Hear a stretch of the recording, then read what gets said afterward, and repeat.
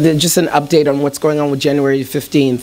I think the thing that's so important, that just time and time again, no matter what the ruling class does, no matter what gets said, you know, that the cops are on strike right now, it's just let's applaud that.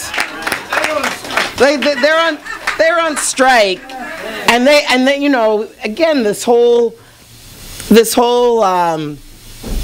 you know, that we know that there's clearly a very racist overtone to the quote-unquote attack on de Blasio, or the police attack on de Blasio. And again, with the understanding that here's a politician that supposedly people look at as being progressive, got into power based on a stance, taking a stance, really, frankly, hijacking the movement that was already on the ground around the Community Safety Acts and Stop and Frisk, and said, oh, I'm going to be with you, and it's done nothing. And the same with the closing of hospitals, and marched with workers and said, oh, yes, I am for unions, and I am not going to close these hospitals. And still we're looking at luxury housing going up in Brooklyn and Long Island Medical, like people in fear of losing their jobs right now, and totally diss the workers. So here is the police that are coming after de Blasio, which we know because he is partnered with a black woman, because he has black children. That's part of it. It is a racist attack. But the truth of the matter, when everything is said and done, is that it's, you know, it's again, that when they say that he's lost control of the police, it's like the police department are their own separate occupying force that control the city all on their own. And this sort of scapegoating of looking at de Blasio somehow as he's the champion of the people that's somehow under attack, it's almost sort of like crocodile tears. The truth of the matter in our neighborhoods is that we've been living under an unleashing of the police department for years, and that we have just even this little moment. And again, they're still patrolling, they're still doing their thing, but that the movement has been able to sort of wave a banner right now. It's like, yeah, this is good, go ahead, strike. Yeah, this is good. Again, cops, there was another shooting in the Bronx, and folks did not run and jump up and say, we must cry over this police shooting. Folks were like, yeah, what happened? Oh, well, they were doing their job. Oh, it was a robbery. Okay, move on. We're going to be in Grand Central. And in fact, there's a moratorium that's been called on the die-ins in Grand Central. And this is important because, and I'll go into this just a little bit, and by announcement, I'm staying true that this is an announcement, because, you know, on Monday, when they did do the rating of names in Grand Central, what was really important is that Akai Gurley's family was there. Carol Gray, Kamani Gray's mom, she came to this event. I mean, it's important that we look at that, even when people talk about symbolic actions, like the reading of the names, that you know, hundreds of people flooded Grand Central, and that families of people who have lost, you know, their children, their loved ones, decided to come to this event. And the police are saying, no more die-ins happening in Grand Central. There's a crew of people shut down in New York every single day, occupy Grand Central for the last, I mean, I guess it's been a month, about 3 weeks. But they've occupied Grand Central relentlessly. So with this said, we know that January 15th is coming up. And again, it's just been this amazing thing. Where you're sitting right now on a Wednesday, there is close to maybe 75 to 100 people that are in this office getting consensus and taking action. It is amazing, and it's wonderful. And so one of the things that has happened, and this is true, I'll read a little bit about what Ferguson is also saying too, that they're looking at this January Martin Luther King Day as reclaiming, to take it away from, you know, and it's not to say that we're not down with revolutionary theologists that are out there. If you want to have a revolutionary prayer meeting, that there are rabbis and reverends and imams that are getting arrested in the name of like people's justice and, you know, police brutality. That's all happening. But what people are really trying to say is, no, we're not going to have the King breakfast dinner kind of thing happen that it usually happens. Let's be real. We're not going to have it be sort of like, as Ferguson said, we're not going to have a whole bunch of like preachers in suits. We want to see young black and brown people. We want to see young Latino people. We want to see the movement out in the streets during the time of the King holiday, and not have it taken inside so we can do kumbaya and don't we feel good. We're angry and we want justice. And so with this said, With this said, January 15th, we're very proud to say that, interestingly enough, Ferguson Action has called for sort of a reflective day around King, which is awesome. We in New York and in Baltimore said, let's call a strike. You know? And Ferguson folks were like, that sounds good, do that. That's right, that's reflective, let's do that. They have a strike later on in the week. They've called for some stuff later on in the week, but that we've called for like a strike. They wanted to start it off with sort of, you know, in a little more reflective way.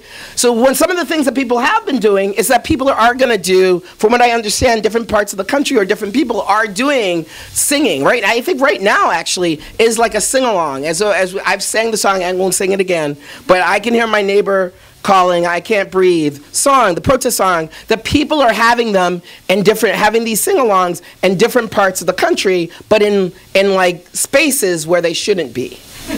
And people are calling for these different kind of actions, whether on the train, whether what happened, people are doing these kind of actions.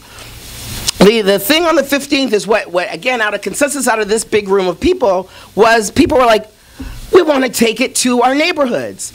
And you know, on a cold January morning, people decided that between 8 o'clock and 12, that folks were like, we're going to go be in our neighborhoods early in the morning. They felt rush hour was important to them. So with that said, there are actions, and you could go on the PPA website. There is an action in Brooklyn that is geared towards, as we know, Akai Gurley's family actually, to my knowledge, are actually seeking a grand jury hearing. And that is actually something that might be coming down at some point in time, like over the course of the next month or so. But particularly, they wanted to meet with the DA's office. Carol Gray, Imani Gray's mother, they've wanted to have these meetings. So the Brooklyn activists have said, 9:30, DA's office, rally in front of there, demanding a meeting with the DA's office. There are some other bells and whistles that I won't go into that people are also planning, as we've been joking in Brooklyn about our choir practices that we're having. This has been great, because and people really looking at working together, people that have never worked together before working together, which is awesome. In the Bronx, they're going to precinct and having like rallies and stuff and precincts in front of, at different precincts. In Queens, to my understanding, people are going to the Selma opening. Am I correct, Teresa?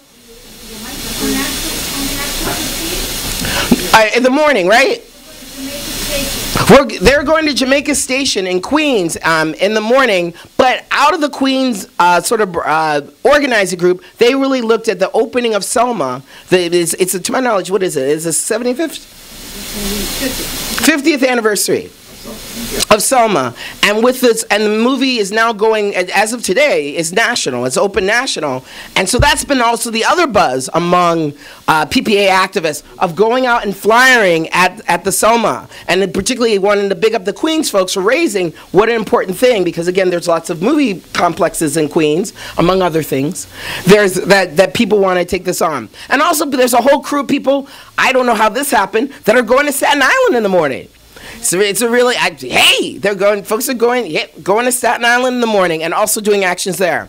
Then at 1 o'clock, we're going to convene, and again, this is a strike moment, we're going to convene at the African Burial Ground, which is, for all intents and purposes, location is basically around Foley Square at 1 o'clock.